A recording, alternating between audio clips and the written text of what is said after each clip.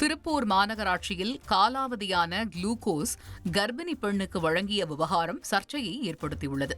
Periyar colony பகுதியைச் சேர்ந்த 5 மாத கர்ப்பிணி பானுமதி மருத்துவ பரிசோதனைக்காக அவினாசி சாலையில் உள்ள தாய் சேய் நல மையத்திற்கு சென்றபோது ஊட்டச்சத்து குறைபாடு காரணமாக குளுக்கோஸ் வழங்கப்பட்டுள்ளது.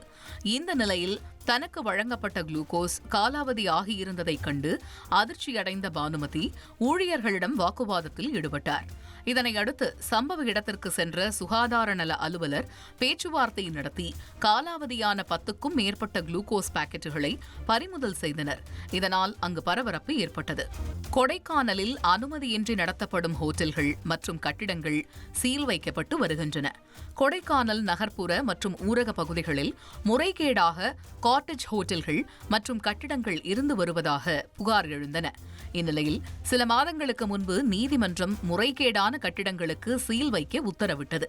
இதனையடுத்து அனுமதி இல்லாமல் இயங்கி வந்த கட்டிடங்களை ஆய்வு செய்து அதிகாரிகள் சீல் வைத்தனர்.